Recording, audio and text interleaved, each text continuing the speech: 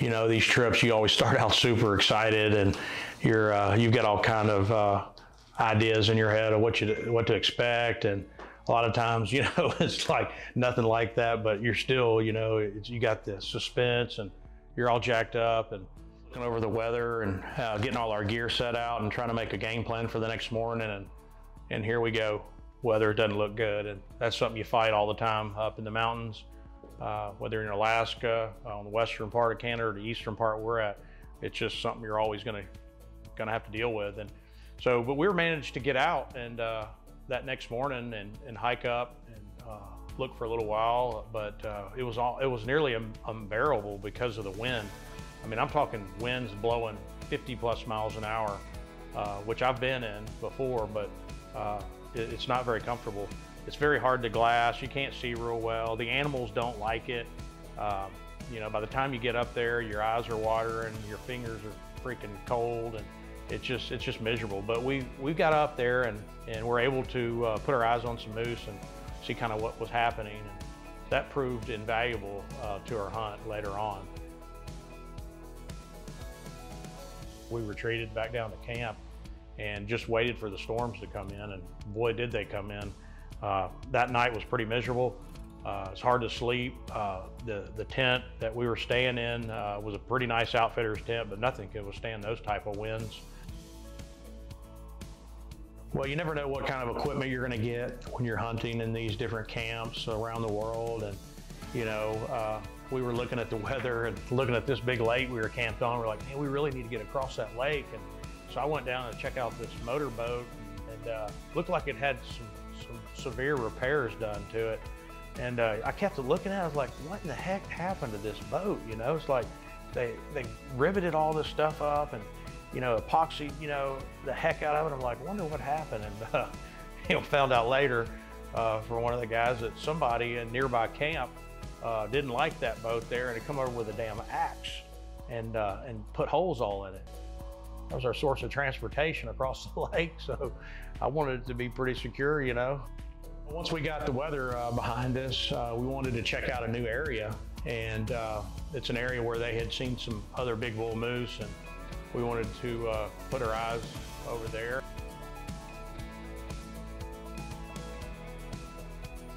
You know, we needed good weather to do that. So we had the conditions we needed. We got over there. Wasn't as early as we liked, but we got over there and got up the hill, and heck, we glassed for a long time, and you know, didn't really see any big bull moose. We did see some other activity from a different angle from where we were looking that first morning, and so we bookmarked that and said, you know, that might be something good on the third day to get out there a little bit earlier and to look at this area from a different angle.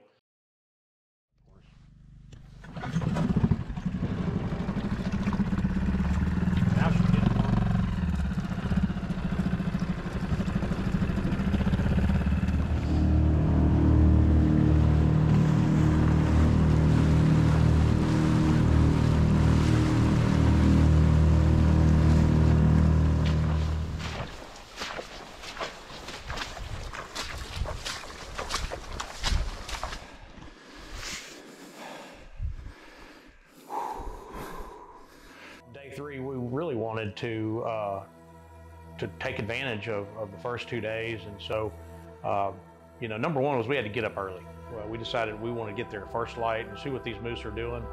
They're coming out of the edges of the timber, and they're going back in, you know, like an hour later. So we didn't have much time to spot a moose, number one, decide if we wanted to kill it, and three, stalk and get ourselves in a position to make a shot, you know. And sure enough, I start glassing there, and I see some moose, and we took about 10 or 15 minutes, made sure that it was what we wanted to go after. And like I said, this late in the season, you see a bull moose, you go after it.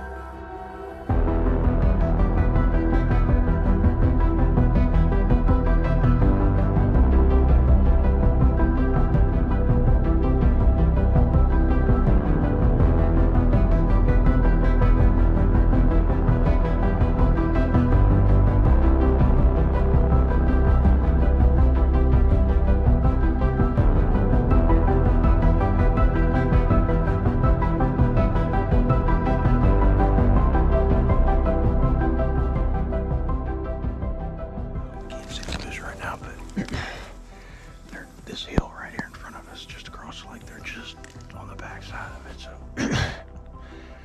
we'll get through these two lakes here. We'll come up where the shadow is, where there's not trees, and we'll come up on top of that hill, look over the back side, and should have a shot. 709.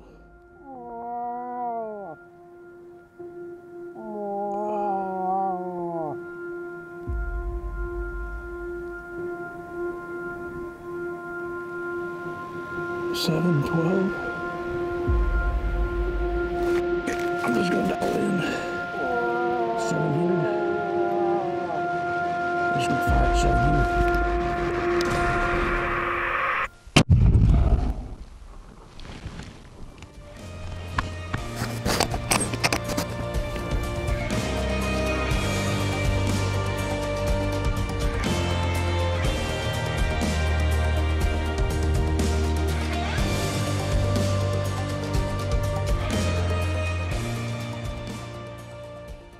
Making our stalk, we got up to a point where I could put my eyes on that moose, and it made me nervous. And the reason it made me nervous is because I'm sitting here watching my clock and watching the sun and watching the timber line, and the moose is getting close to the edge of the timber, and I'm like, gosh, you know what?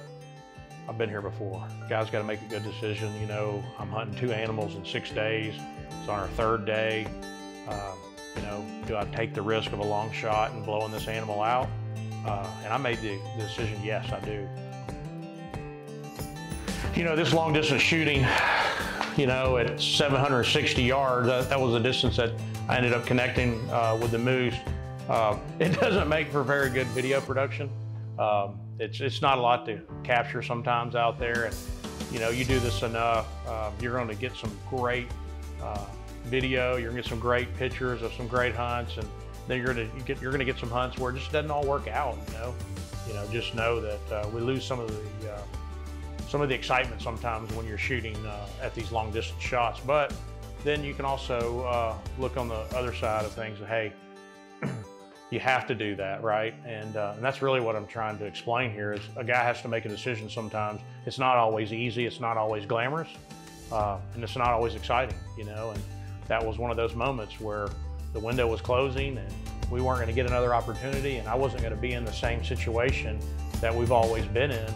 And that's like, gosh, you know, should I have done that? And I always go by the old adage, don't pass on the first day what you'd shoot on the last day, and that's what you just witnessed.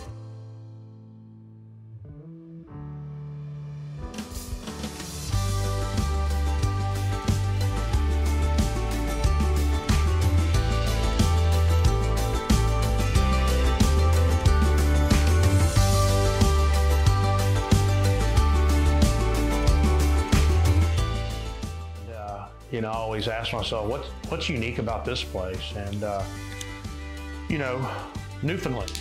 I mean, look at the name, Newfoundland. And it's Newfoundland in the middle of water. I mean, and that's exactly what it is. It is tundra and marsh everywhere.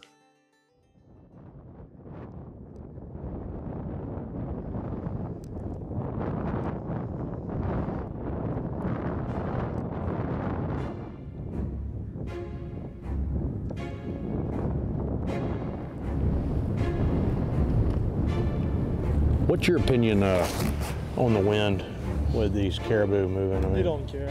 They don't care. but I kind of find that hard to believe.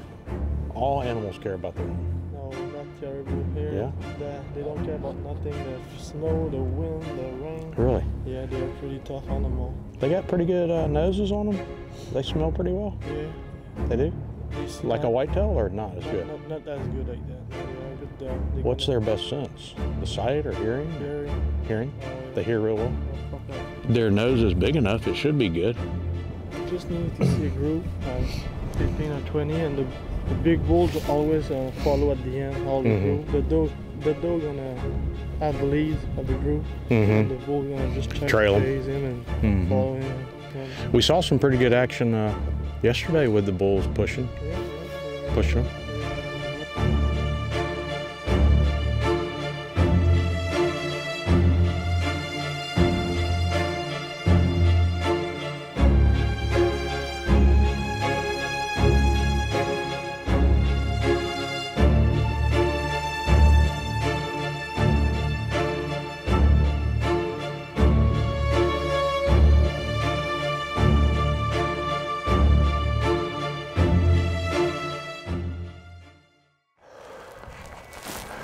Beautiful day. It's our second day on this hunt with sunshine. The first time we got sunshine was our third day on a moose hunt. This is our third day on a caribou, and it worked out the first time on the moose hunt. We'll see if we can't get lucky today on our caribou. We took a boat this morning across the lake to a new area, walked up to this higher point here and started glassing on the river's edge, and we've already seen a group of caribou. We've seen some antlers. So they're feeding around. We're gonna try to get a good look at them and see if we can't bring home some antlers today and some caribou meat. Do we see back at the run? There's one right there. There's a bull. Yep, straight in front of us. The three right in front of us. You can see him, he's the one on the right. You can see his antlers on the second one, the shadow. He's kind of wrestling around with that one. They got their heads kind of butting each other. They're kind of wrestling around there. He's going to come out behind that tree.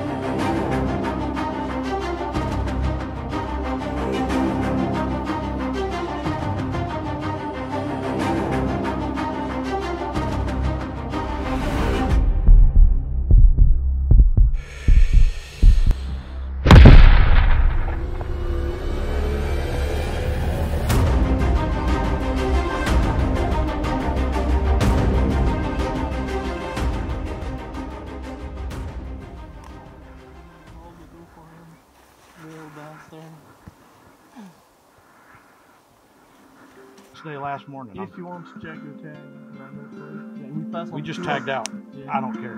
That's what I wanted.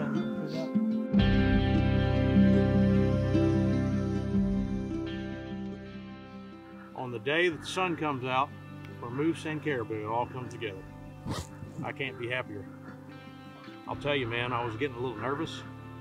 Yeah, me too. The anxiety was building. With all the weather. And we fought nature. Like wind, fog, rain, and caribou, and finally prevailed. The caribou got a couple points those first 2 days, but on the third day in the fourth quarter, HarlanHunts gets a point.